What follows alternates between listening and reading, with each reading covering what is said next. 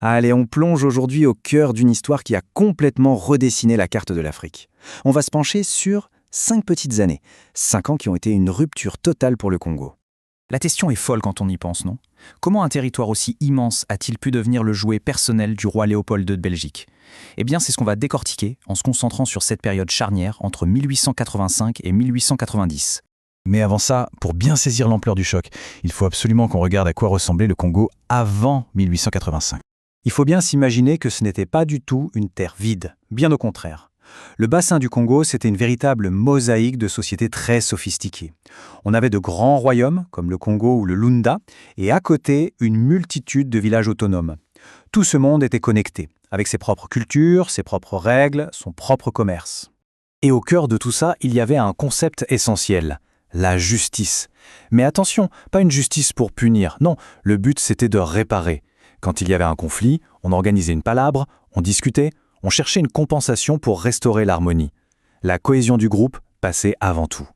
Mais voilà, ce monde, avec ses équilibres et ses traditions, est sur le point de basculer. Et le changement ne va pas venir de l'intérieur. Non, il va venir d'Europe, porté par l'ambition dévorante d'un seul homme. C'est là qu'entre en scène le roi Léopold II. À la conférence de Berlin en 1885, il va jouer un coup de génie cynique, on peut le dire.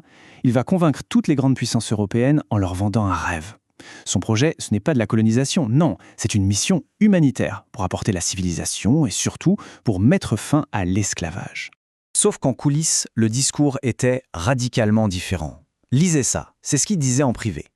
La vérité, c'est que tout le projet était pensé pour une seule chose: prendre le contrôle total et extraire un maximum de richesses. L'humanitaire, c'était juste une façade, une belle histoire pour endormir le monde. Et une fois qu'il a le feu vert international, le roi ne perd pas une seconde. Il passe à l'action pour faire de ce territoire sa chose, sa propriété. Le nom dit tout en fait. État indépendant du Congo. Ce n'était pas un État pour les Congolais, c'était un État qui appartenait à un homme. Ce n'était même pas une colonie belge, c'était son domaine privé qu'il gérait depuis Bruxelles comme on gère une entreprise. D'ailleurs, il n'y mettra jamais les pieds. Et regardez à quelle vitesse tout s'enchaîne. 1885, il obtient le territoire. 1886, il crée son armée privée. 1889, il s'approprie par décret toutes les terres et leurs ressources. 1890, il obtient le droit de lever des impôts. En 5 ans à peine, le piège s'est complètement refermé. Mais évidemment, cette nouvelle structure, imposée par la force, va percuter de plein fouet le mode de vie qui existait là depuis des siècles. Et les conséquences vont être absolument dévastatrices. C'est à la fois simple et terrifiant. Imaginez, du jour au lendemain, on vous annonce que les forêts où vous chassez, les rivières où vous pêchez, bref, tout ce qui vous permet de vivre, n'est plus à vous.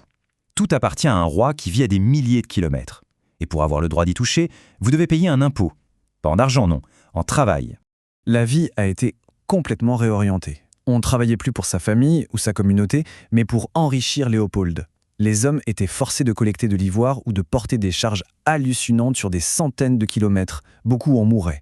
Et pour être sûr que les quotas étaient atteints, on utilisait la terreur. On prenait les femmes et les enfants en otage. Ce tableau, il résume parfaitement la rupture. C'est vraiment un avant et un après. La justice par le dialogue a été remplacée par le fouet, l'économie locale par un monopole royal, et le travail pour sa communauté par le labeur forcé au profit d'un seul homme. La transformation est totale. Et s'il y a bien un symbole de cette nouvelle justice, de cette brutalité, c'est la chicotte, un fouet d'une cruauté inouïe. Fini la palabre, fini le dialogue. Désormais, l'ordre et la loi sont imposés par la douleur et par la peur.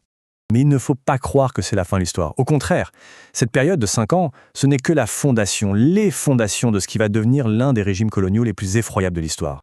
La toute première conséquence, elle est humaine, démographique. En forçant les hommes à abandonner les champs, on a créé des famines terribles. Des populations affaiblies, affamées, sont devenues des proies faciles pour les épidémies. Des villages entiers ont été décimés ou ont dû fuir. 1800. C'est le nombre de travailleurs africains qui sont morts juste pour construire une portion de chemin de fer entre 1890 et 1898. Un chemin de fer dont le seul et unique but était de sortir les richesses du pays encore plus vite. Et le système de travail forcé qui a été mis en place pour l'ivoire, eh bien, il a servi de modèle. Quand la demande mondiale pour le caoutchouc a explosé, ce système a été appliqué à la récolte du latex. C'est le début du règne de la terreur du caoutchouc rouge qui va causer la mort de millions de personnes. Tout ce pillage a généré une fortune colossale pour le roi. Une fortune qui a servi à construire des palais, des avenues, des musées en Belgique. Mais au Congo, ça a laissé un héritage de violence, d'exploitation, un traumatisme profond. Et ça laisse une question ouverte. Une question qui résonne encore très fort aujourd'hui. Quel est le vrai prix d'un tel héritage ?